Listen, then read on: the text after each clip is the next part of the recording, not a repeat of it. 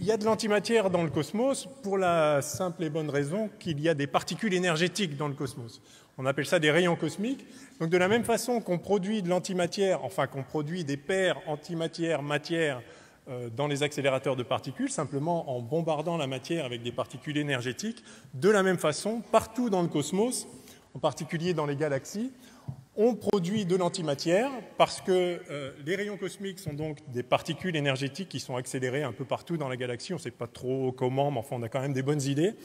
Et la galaxie, c'est vide, mais ce n'est pas totalement vide. Il y a quand même quelques particules résiduelles. Et donc, lorsque les rayons cosmiques, qui sont des particules énergétiques, viennent interagir avec le milieu interstellaire, le gaz résiduel dans la galaxie, eh bien, ça crée, si les particules initiales ont suffisamment d'énergie, ça crée des paires particules-antiparticules. Alors, ça crée des protons, des antiprotons, mais plus souvent, des électrons et des antiélectrons. Bref, il y a de la matière et de l'antimatière un peu partout, et il y a vraiment une symétrie entre les deux. À chaque fois que vous créez de la matière, vous créez de l'antimatière en proportion égale. C'est un seul et même phénomène. Alors ça se produit aussi beaucoup plus près de nous.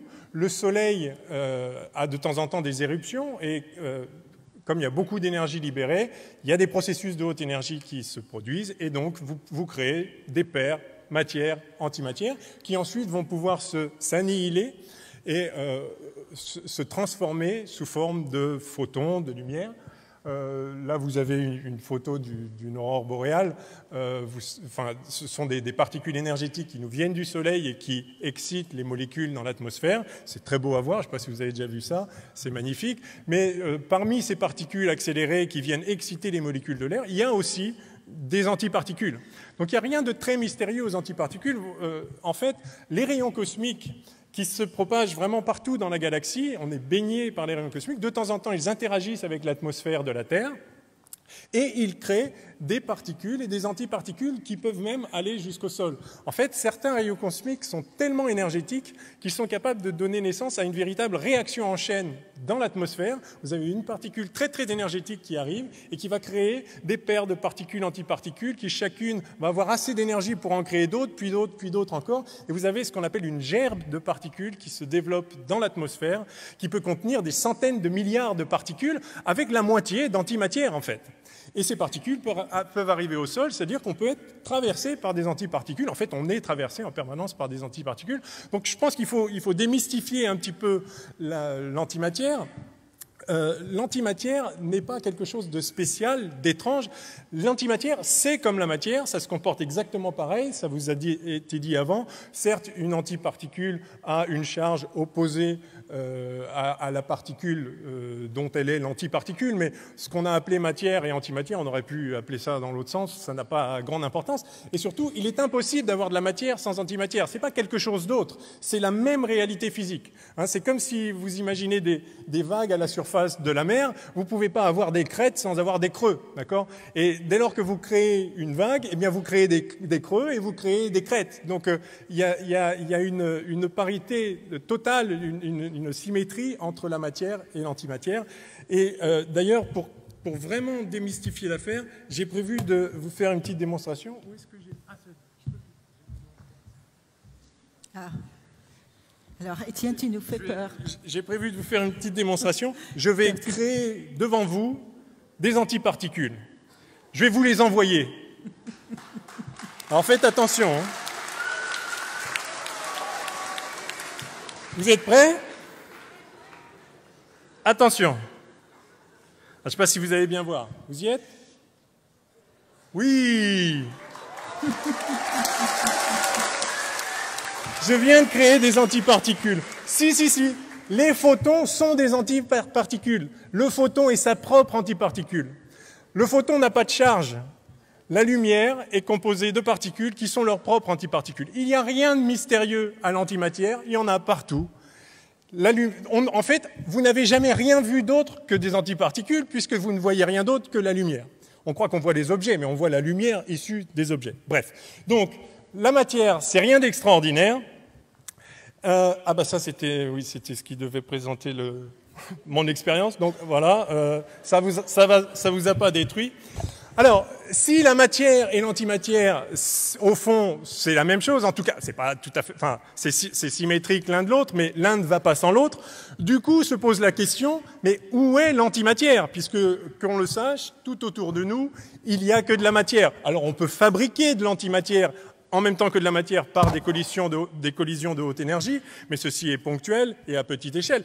Tout ce qui compose cette salle ici, magnifique salle, c'est de la matière. Alors, où est l'antimatière, puisqu'il y a cette symétrie? Alors, je me souviens, quand j'ai commencé ma thèse, mon directeur de thèse m'avait raconté une histoire à laquelle je n'ai pas cru, mais je trouve que c'est une belle histoire. C'est Michel Cassé, que certains d'entre vous connaissent peut-être. Il m'avait dit que lorsque l'homme a posé le pied sur la Lune, il regardait devant la télé et il était très anxieux de savoir si, en posant le pied sur la Lune, Armstrong allait pas se volatiliser. Parce qu'après tout, qu'est-ce qui nous dit que la Lune n'est pas faite d'antimatière? Qu'est-ce qui nous prouve qu'en posant le pied sur la Lune, Armstrong n'allait pas s'annihiler avec la matière de la Lune? C'est une pensée assez extraordinaire. En réalité, je ne crois pas une seconde qu'il s'est posé cette question, mais c'est une belle fable. Pourquoi c'est pas le cas? Ça peut pas être le cas. D'abord, si c'était le cas, avant qu'Armstrong s'annihile, le module lunaire se serait annihilé lui-même en se posant sur la Lune, d'accord? Mais de toute façon, vous savez qu'il y a des météorites dans le système solaire. Ces météorites qui viennent bombarder la Lune et la Terre, vous connaissez tous les cratères sur la Lune. Si les météorites n'étaient pas faits de la même matière que la Lune, on le verrait tous les jours qu'il y a de l'antimatière dans l'un ou dans l'autre, d'accord? Donc, il est clair que dans le système solaire, en fait, toute la matière, c'est de la matière, c'est pas de l'antimatière. Est-ce qu'on peut aller plus loin comme ça? S'il y avait des anti-étoiles dans notre galaxie, c'est possible après tout. Une anti-étoile, si elle existait, se comporterait exactement comme une étoile. Ce seraient les mêmes processus physiques donnant lieu aux mêmes réactions nucléaires produisant l'énergie de ces anti-étoiles. Ça donnerait la même lumière. Ce serait absolument indistinguable. L'antimatière n'est pas autre chose que la matière. Mais s'il y avait des anti-étoiles dans notre galaxie, eh bien, en interagissant avec le gaz du milieu interstellaire, il y aurait des tas d'annihilation qui créeraient énormément de lumière et on le verrait. Par conséquent, nous savons qu'il n'y a pas d'antimatière, mis à part lorsqu'on fait des interactions avec les rayons cosmiques. Il n'y a pas d'antimatière dans notre galaxie. Mais y a-t-il des galaxies d'antimatière? En fait, on observe aussi des collisions de galaxies. S'il y avait une galaxie de matière, une galaxie d'antimatière, ça se verrait, ça ferait énormément de lumière. Et on ne voit pas ça. Et donc, en procédant comme ça, on peut se faire une idée de l'isolement dans lequel devraient se trouver ces îlots d'antimatière si jamais ils devaient exister dans notre cosmos. Et en fait, en regardant bien, il s'avère que sur des échelles de la taille des amas de galaxies, même des super amas de galaxies, non, il n'y a pas de galaxies d'antimatière. Alors, on pourrait se demander s'il n'y a pas quand même des îlots d'antimatière qui seraient tenus à l'écart. Et Pauline vous parlera après d'une question importante qui se pose. Est-ce que l'antimatière antigravite? C'est-à-dire que tout s'attire par la gravitation universelle. Se pourrait-il que l'antimatière, en fait, soit se repousse elle-même, soit repousse la matière ordinaire? C'est pas clair. Normalement, l'antimatière gravite comme tout le monde. D'après la théorie de la relativité générale, qui est notre théorie de la gravitation, il n'y a absolument aucun doute, l'antimatière devrait graviter comme n'importe quoi. Mais sait-on jamais? C'est une chose à vérifier, et donc Pauline vous parlera de ça. Si jamais il y avait un peu de répulsion comme ça, peut-être qu'on pourrait isoler des îlots d'antimatière dans l'univers, mais en pratique, on a quand même des contraintes là-dessus, et bon, il y a toujours des gens qui essayent d'imaginer des scénarios, mais il y a des tas d'autres contraintes. En tout cas, dans le cosmos, la matière, toutes les galaxies sont faites de matière. Mais alors, du fait de la symétrie dont j'ai parlé avant, et dont aussi Marie-Hélène a parlé, à chaque fois qu'on crée de la matière, on crée exactement autant d'antimatière. Et à chaque fois que de l'antimatière et de la matière s'annihilent, il y en a autant de matière et d'antimatière qui disparaît. Donc, il devrait y avoir exactement partout dans l'univers la même quantité de matière et d'antimatière. Donc, s'il n'y a pas d'antigalaxies, très bien. Mais pourquoi y a-t-il des galaxies alors? S'il n'y a pas d'antigalaxies, il ne devrait pas y avoir de galaxies. À moins qu'une asymétrie entre matière et antimatière ait vu le jour à un moment ou un autre, alors même que nos théories physiques nous disent que cette asymétrie ne doit pas pouvoir se produire, il faut bien qu'il y ait eu à un moment quelque chose qui s'est produit. Alors, quand je dis nos théories disent que ça ne devrait pas se produire, effectivement, Marie-Hélène a parlé de cette fameuse violation de CP, qui est une voie possible pour créer un petit déséquilibre entre matière et antimatière. Alors, nous, en étudiant l'évolution de la matière dans l'univers, depuis les tout premiers instants de l'univers, donc, on peut situer un domaine temporel dans lequel il a pu se produire éventuellement un petit excès de matière par rapport à l'antimatière. C'est ce qu'on appelle la baryogenèse, c'est-à-dire la genèse des baryons. Les baryons, c'est juste un autre mot pour parler de la matière ordinaire. Donc, les protons, si vous voulez, ont un nombre baryonique plus 1, et puis les antibaryons, moins 1. Mais la somme des baryons plus antibaryons, normalement, ça doit faire toujours 0. Il doit y en avoir autant. Alors, je ne veux pas faire trop long, mais la dissymétrie entre matière et antimatière, en fait, on peut l'estimer assez facilement parce que dans l'univers primordial, vous aviez tellement d'énergie partout que vous aviez toutes les particules en nombre gigantesque et à l'équilibre thermodynamique, c'est-à-dire toutes les particules interagissaient les unes avec les autres, se créant elles-mêmes, s'annihilant entre elles, pardon. Et donc vous aviez tout ce qui est possible d'avoir dans l'univers.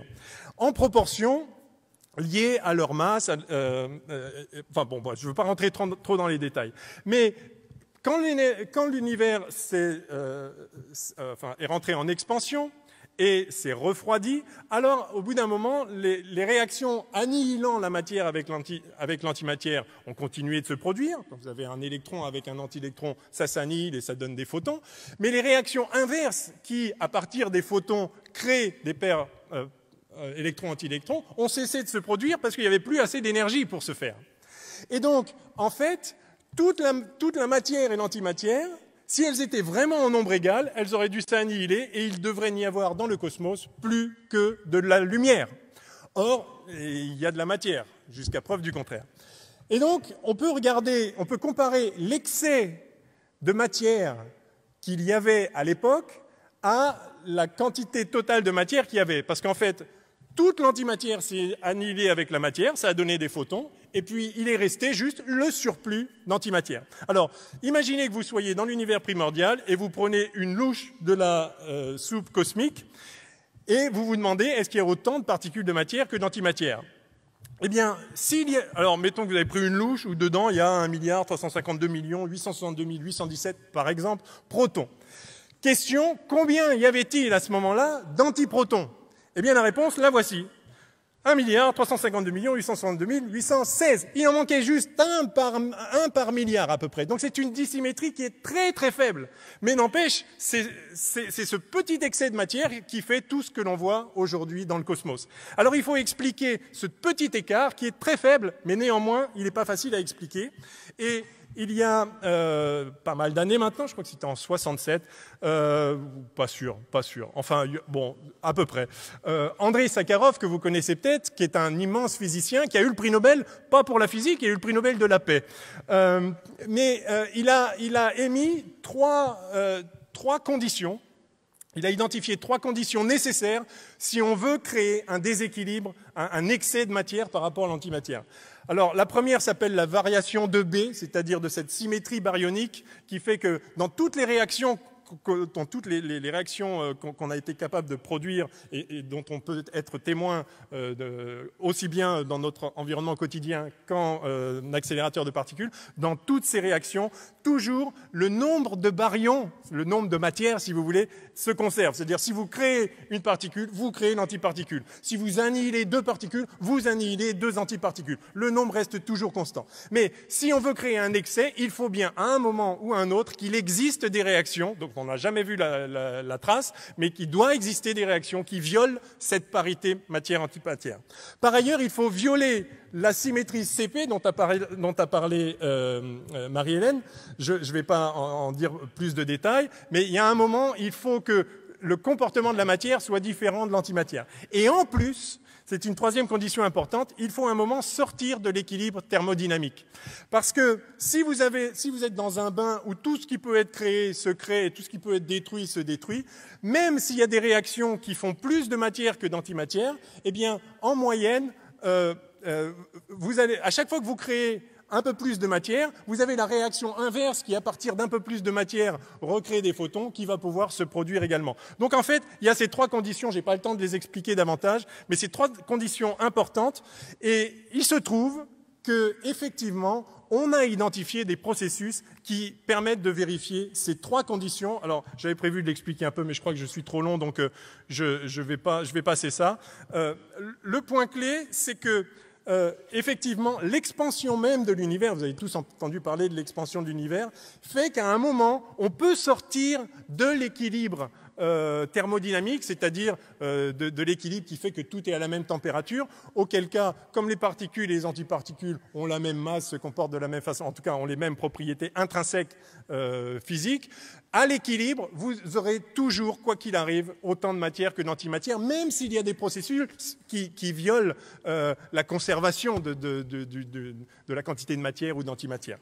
Mais donc l'expansion de l'univers fait qu'à un moment, on va sortir de l'équilibre parce que l'univers va devenir de plus en plus froid et puis les particules vont être de plus en plus éloignées les unes des autres et donc on ne va plus pouvoir assurer cet équilibre en permanence lié à l'interaction entre les particules. Bon, c'est un peu technique, je ne veux pas aller trop là-dedans, mais ce qu'il faut retenir, c'est qu'effectivement, les processus que nous connaissons qui sont capables de vérifier ces trois conditions, elles existent, on les a identifiées, Marie-Hélène en a parlé, ce sont des processus qui interviennent en fait dans la partie électrofaible de la théorie. En fait, il y a une des forces fondamentales qui vérifie ces conditions, mais et on l'a observé, c'était une découverte majeure, une énorme surprise, mais puisqu'on l'a observé, on a pu aussi les mesurer. Eh bien, quantitativement, la mesure de ces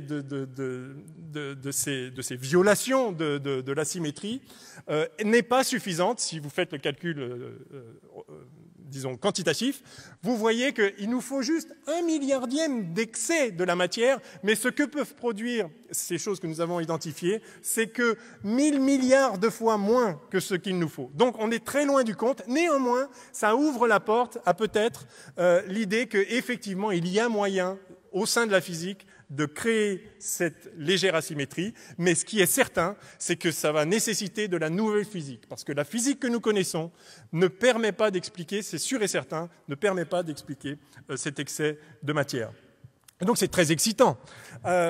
Nous avons la physique quantique, vous savez que les lois de la physique quantique permettent de rendre compte de toutes les expériences qu'on est capable de mener en accélérateur, des choses extrêmement fines qu'on peut mesurer avec une précision colossale.